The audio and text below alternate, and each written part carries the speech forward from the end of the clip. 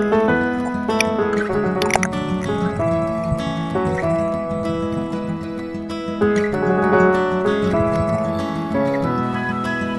we are talking about the SCUBAPRO Everyday 4 Drysuit.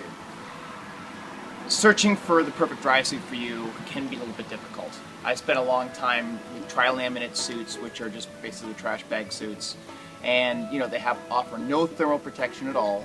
You're always wearing underwear no matter how cold and no matter how warm the temperature is of the water. So the nice thing about a crushed neoprene suit is the fact it does offer some warmth, it does offer some protection. Plus, nowadays, with the new materials, they can be made pretty lightweight as well. The suit has built-in suspenders, which is nice, because obviously you need suspenders when you're putting on a suit. Putting on the suit is not so bad. I've definitely put on suits that are much more difficult to put on than this. But it's definitely not the best suit putting on. Once the suit is cinched up, you have that all on. Then it's time to actually put the rest of the suit on. So go ahead and put these on like this. The suit has neoprene seals, which is good and bad. They're a little more robust than the natural rubber seals, but they're a little bit more difficult to get on actually. You would think that wouldn't be the case, but it is the case. So now that I got my my wrist seals all taken care of, now I can go ahead and put on the neck seal. The neck seal is a reverse seal. So you actually, the outside layer is the layer that you're going to be using for sealing. So you actually need to tuck that in. So we go ahead and just give it a little tuck all the way around.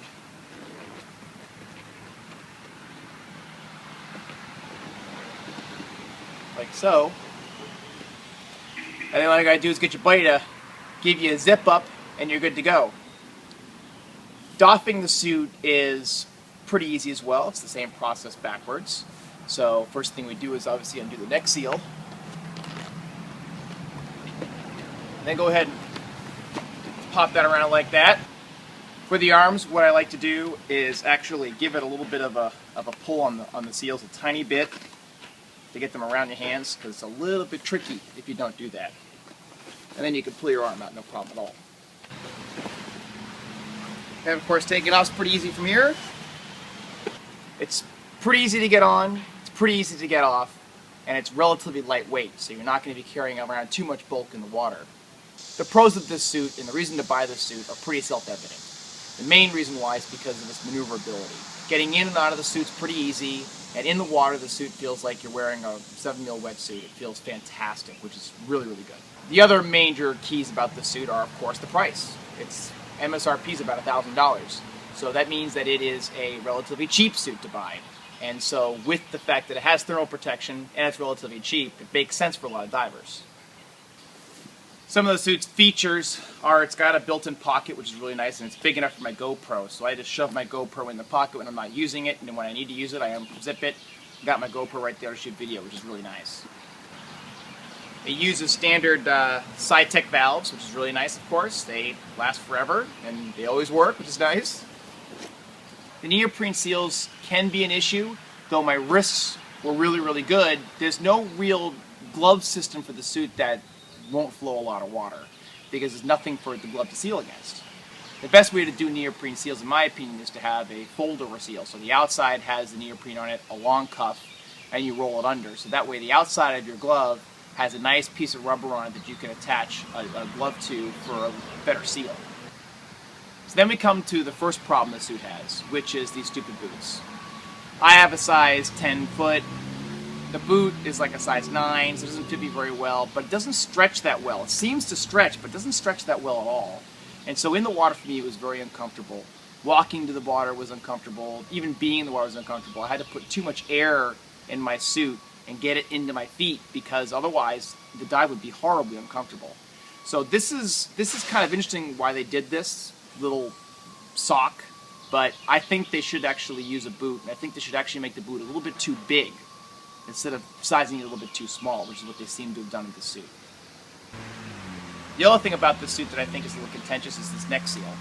And it does seem to be pretty long, which is cool, but but there's actually not enough material to do a fold under. And if you actually fold it under as much as you need to fold it under, I found that I was still getting water leaking in the back of my neck. When I would look forward, I would get a little bit of water leaking behind my neck, which is never a good thing. So I did a bunch of dives in the suit, and every single dive I was wet. And that's not a good idea. And it was always coming from the back of my neck seal. Even when we did it right, it was still coming from the back of the neck seal.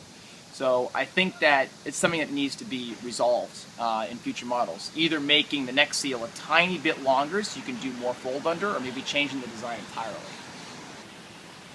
Finally, and I think this is something that is easy to fix, I don't like the fact that it uses a standard Drysuit zipper. I've never liked rear zip suits that use a standard zipper, and the reason why is because they're impossible to get on by yourself. You're always dependent on somebody else getting you into your suit, basically, and zipping that zipper up. Which, mind you, this is a brand new suit. And the zipper just, I mean, it is so stiff, and I've greased this up, and it is so stiff. And when you pull the zipper like this, every single time you do it, back and forward, you're bound to catch something. And every single time I had somebody put my suit on, they would catch my t-shirt, they would catch my underwear, they would catch the straps. It was a real pain in the butt. And so I wish they would change this to a tie zip, because I think the tie zip works a lot better, and it kind of molds around everything as you zipper it, plus it's self-pulling, which means that you don't have to have somebody pull it, you can pull it yourself. The Drysuit does have a little cover for the zipper in the back, which is really nice, so that it keeps the zipper from maybe getting caught on something. And it also has a this little flap system on the front. The hood has a rubber on the bottom of it, and the hood attaches right here, and then you can actually strap it onto this big plate back here so that the whole thing stays together, which is nice. And the dry hood is actually a really nice hood. It seals pretty good. You know, again, only leaning forward did it not seal, but otherwise it sealed really good. And that was one of the nice things about this suit, is the fact that it did keep the water off of you until it started leaking. So yes, I think the suit's a really good suit. I think the small issues that it has are issues that some people might never run into because of their size and shape. And some of the issues that I had, you know, my neck is kind of thin, I kind of have big feet, so, you know, I might be one of those candidates for a custom suit no matter what.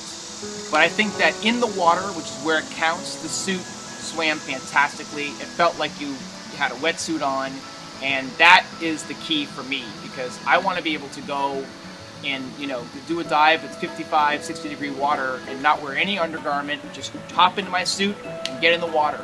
And let me tell you something, the suit can do that, no problem at all.